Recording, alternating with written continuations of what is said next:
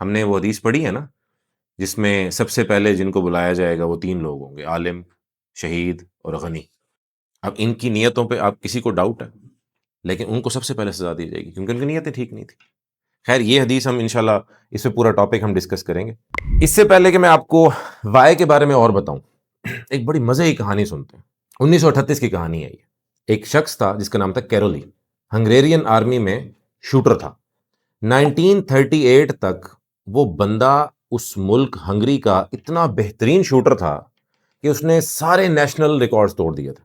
उसका वाय बड़ा क्लियर था कि मैंने इस हाथ को दुनिया का बेहतरीन शूटिंग हैंड बनाना है। बिल्कुल क्लियर, शीशे की तरह से क्लियर था कि मैंने इस हाथ को दुनिया का बेहतरीन शूटिंग हैंड बनाना है। जितने आज तक दुनिया में रिकॉर्ड बने हैं मैं शूटिंग के तोड़ूंगा। क्लियर, एकदम क्रिस्टल क्लियर वाई। 1938 में क्योंकि जंगें चल रही थी, आपको पता है वर्ल्ड वॉर का टाइम था, हर मुल्क में तैयारियां, प्रैक्टिस, सब कुछ हो रहा था। एक इंसिडेंट हो गया, गलती से उसके इस हाथ में ग्रेनेड फट गया। वो हाथ जिससे उसने पूरी दुनिया के रिकॉर्ड तोड़ने थे शूटिंग के, वो हाथ उसका जाया हो गया। कैरली पहुंच गया हॉस्पिटल, ट्रीटमेंट चल रहा है, लोग तरस खा रहे हैं। लोगों को भी उसके वाई के बारे में पता था कि देखो नेशनल चैंपियन था, हाथ जाया हो गया। 2 हफ्ते वो हॉस्पिटल में रहा, उसके हाथ का ट्रीटमेंट हुआ। अब जब वो हॉस्पिटल में था ना, तो उसके पास जिंदगी गुजारने के 2 क्लियर रास्ते थे। एक रास्ता था कि सारी जिंदगी दुख में रहे कि मेरा हाथ जाया हो गया, मैं बहुत कोशिश कर रहा था, अपने आप को मजलूम समझे, अपने आप पे तरस खाए कि मेरा हाथ चला गया। दूसरा ऑप्शन उसके पास क्या था, क्योंकि उसका वाय क्लियर था कि हाथ गया तो गया, मेरा दूसरा हाथ तो मौजूद है। जैसे ही वो हॉस्पिटल से निकला, उसने अपने लेफ्ट हैंड को ट्रेन करना स्टार्ट कर दिया।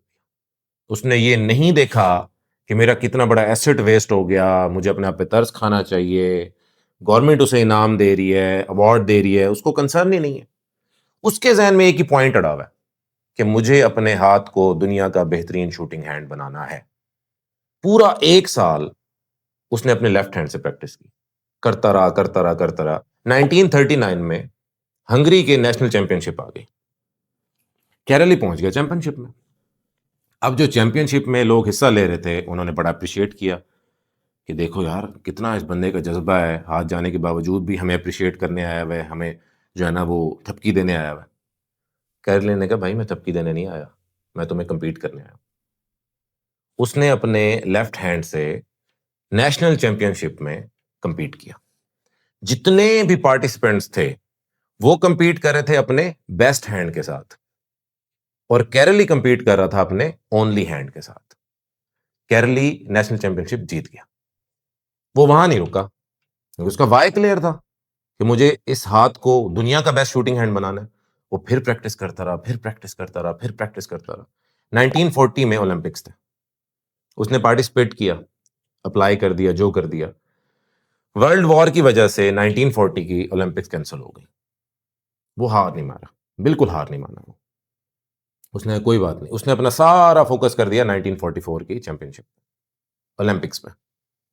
1944 के ओलंपिक्स पे उसने अपना सारा ध्यान शिफ्ट कर दिया। प्रैक्टिस करता रहा करता रहा करता रहा करता रहा। 1944 के चैंपियनशिप ओलंपिक्स फिर कैंसिल हो गए, फिर वर्ल्ड वॉर की वजह से। उसने फिर भी हिम्मत नहीं हारी। क्यों? अच्छा, वो हिम्मत क्यों नहीं हार रहा था? उसका वाय क्लियर था। उसने अपना सारा फोकस उठा के रख दिया 1948 के ओलंपिक्स पे। 1948 आ गया, पूरी दुनिया के लोग उसमें आए शूटिंग कंपटीशन में। सब लोग पार्टिसिपेट कर रहे थे अपने बेस्ट हैंड के साथ, और वो पार्टिसिपेट कर रहा था अपने ओनली हैंड के साथ। और वो बंदा ओलंपिक्स का गोल्ड मेडल जीत गया अपने लेफ्ट हैंड के साथ। उसने फिर भी हार नहीं मानी, क्योंकि एक गोल्ड मेडल तो बहुत से लोगों ने लिया हुआ था, किसी ने आज तक 2 इकट्ठे गोल्ड मेडल नहीं लिए थे। अब इससे आप अंदाजा लगा लें कि 1938 में जब उसके हाथ में ग्रेनेड फटा, उसकी उम्र थी 28 साल, और जब 1948 में आया उसकी एज थी 38 साल। वो 38 साल का इंसान मुकाबला कर रहा था 25, 24, 27, 28 साल के लड़कों से, जिनकी नजर भी तेज होती है, हाथ की ग्रिप भी स्ट्रांग होती है, हाथ कांपते भी नहीं है, लेकिन स्टिल वो मेहनत करता रहा। 1952 में फिर ओलंपिक्स आए, फिर उसने कंपीट किया। उस टाइम पे उसकी एज देखें कहां पहुंच चुकी थी, 42 ईयर्स का हो चुका था, और कंपीट कर रहा था 20s के बॉयज के साथ। बंदा गोल्ड मेडल जीत गया। ओलंपिक्स का शूटिंग में गोल्ड मेडल जीत गया और आज तक शूटिंग में कोई 2 कंसेक्यूटिव गोल्ड मेडल नहीं जीता। और उसके पास क्या था? उसका left hand, the only hand. ये सब कैसे पॉसिबल हुआ? सिर्फ इस वजह से कि उस बंदे का वाई क्लियर था। अब आपने जो नेक्स्ट काम करना है, अपनी विश को वाई में कन्वर्ट करना है। पर्पस, वाई का मतलब नियत, पर्पस। आप क्यों आए हो दुनिया में? आप क्या करना चाहते हो? आप दुनिया में क्या ऐड करना चाहते हो? अपनी फैमिली के लिए क्या ऐड करना चाहते हो? देखो, 2 किस्म के पेन्स होते हैं। आपकी जिंदगी में 2 किस्म के पेन्स होते हैं। एक पेन होता है डिसिप्लिन का और एक पेन होता है रिग्रेट का, पछतावे का। एक पेन का एंड होता है फखर में और एक पेन का एंड होता है खामोशी में। कि आपने जब डिसिप्लिन का पेन अफोर्ड कर लिया ना अपने अंदर, तो आपका एंड फखर में होगा। अगर आपने रिग्रेट का पेन अपनी जिंदगी में रखना चाहते हैं, सारी जिंदगी रिग्रेट रहेगा और उसका एंड होगा खामोशी। अब आपने ये चूज करना है कि डेली सुबह जब आप उठते हैं, आपने डिसिप्लिन का पेन बर्दाश्त करना है या रिग्रेट का। और ये बहुत सिंपल सा रूल है। अगर आप डिसिप्लिन का पेन बर्दाश्त नहीं कर रहे, तो आप ऑटोमेटिकली रिग्रेट के पेन को चूज कर रहे हैं। और जैसे मैं कहता होता हूं ना कि कब्रिस्तान भरे हुए हैं आइडियाज से, कब्रिस्तान भरे हुए आइडियाज से, इसी तरह अस्पतालों के बेड भरे हुए हैं रिग्रेट से। एक डॉक्यूमेंट्री में देख रहा था, उसमें हॉस्पिटल था, एक ओल्ड एज हॉस्पिटल था। उसमें सारे बूढ़े थे, 90 प्लस, कोई 80 प्लस। और उनमें से 90% जो बूढ़े लोग थे, उनको रिग्रेट थे। मैं अपनी लाइफ में ये नहीं कर सका, मैं अपनी लाइफ में वो नहीं कर सका, मुझे ये करना चाहिए था, मुझे ये अपॉर्चुनिटी मिली थी, मैंने वेस्ट कर दी, मुझे वो मौका मिला था, मैंने वेस्ट कर दिया। तो जब आप अपने डेथ बेड पे हो ना, एक अपने आप के साथ चलो, और मैं कहता हूं कोई वाय ना बनाएं अपनी लाइफ में। सिर्फ एक ये वाय बना लें कि जब मैं डेथ बेड पे हूंगा ना और मरने वाला हूंगा, मुझे रिग्रेट नहीं होगा कि मैंने कोशिश नहीं की, मैंने अपने पोटेंशियल को टच नहीं किया। मेरे अल्लाह ने मुझे इस दुनिया में जिस चीज के लिए भेजा था, मैंने वो किया। सिर्फ नमाजें नहीं पढ़ी, अल्लाह के दीन को भी फैलाया। अल्लाह ने जिस चीज के लिए पैदा किया वो भी किया, अल्लाह के दीन को भी फरोग दी। तो ये कम से कम एटलीस्ट इतना वाय तो मेरा ख्याल है कि बनता है कि डेथ बेड पे रिग्रेट नहीं होना चाहिए। अब मिसाल ले लेना, आप अल्लाह ना करे आप आज हॉस्पिटल में बेड पे हो और डॉक्टरों ने भी हल्का फुल्का जवाब दे दिया हो, तो आपसे आए कोई पूछे कि आप क्यों जिंदा थे, आप किस मकसद से जिंदा थे, आपके पास क्या जवाब होगा? डिग्री के लिए, पैसों के लिए? जवाब क्यों नहीं होगा? क्योंकि आपके पास वाय नहीं था। जब आपका वाय होता है ना, वो आपकी लाइफ से भी आगे का होता है। कई बार मोस्ट ऑफ द वाइज ऐसे होते हैं जो आपके मरने के भी बाद के होते हैं, जो आप ऐसी बुनियाद रख जाते हैं। फॉर एग्जाम्पल, मैं अक्सर एक बात करता होता हूं कि जनरेशन्स में कोई एक बच्चा, एक इंसान ऐसा आता है जो जनरेशनल फाइनेंशियल क्राइसिस को तोड़ता है और फैमिलीज के फाइनेंशियल हालात को बेहतर कर देता है और फिर आगे बेहतर होता जाता है। मतलब एक इंसान का वाय था, मैं अपनी फैमिली को, मैं अपने वालदैन को फाइनेंशियल क्राइसिस में नहीं देखना चाहता जब वो बूढ़े हों। मैं फाइनेंशियल क्राइसिस और अपने वालदैन के बीच में दीवार बनूंगा। और जब ये चीज हुई, उसके वाय की वजह से आने वाली पुश्तों तक वाय गया। तो वाय मोस्टली आपके बाद भी रहता है। आज जब हम घर जाएंगे, या अगर आपको लगता है घर जाके सुस्त पड़ जाएंगे, तो यहाँ एक स्टोर में हमने एक मिरर लगाया हुआ है, उस मिरर में जाएं और देखें और अपने आप से कहें, मुझे फख्र है कि मैं अपने पोटेंशियल का पूरा इस्तेमाल कर रहा हूं। अगर ये कहने के बाद अगर आपकी आंखें इधर उधर हो गई ना, इसका मतलब है कि आपका वाई क्लियर नहीं है लाइफ में, आप अपने आप से झूठ बोल रहे हैं, आप अपनी आंखें चुरा रहे हैं क्योंकि आपका वाई इग्नोर हुआ है लाइफ में। नेक्स्ट एक सवाल है, सबने मरना है, पहुंच गए हम जनाजे के बेड पे, लेट्स सपोज हमें सुनाई दे रहा है, आप क्या चाहते हैं कि जब आप अपने जनाजे पे हों, लोग आपके बारे में क्या कह रहे हो? जिस दिन इस सवाल, देखे ना, ये अच्छा इज अ विश, वाई बड़ा क्लियर होता है, वाई इज वेरी क्लियर। एक छोटी सी एग्जांपल, विश मेरी ये है कि मेरे पास एक अच्छी कार हो, और मेरा वाई ये है कि मुझे 2030 तक मैक्लेरन 720S पर्पल कलर में चाहिए।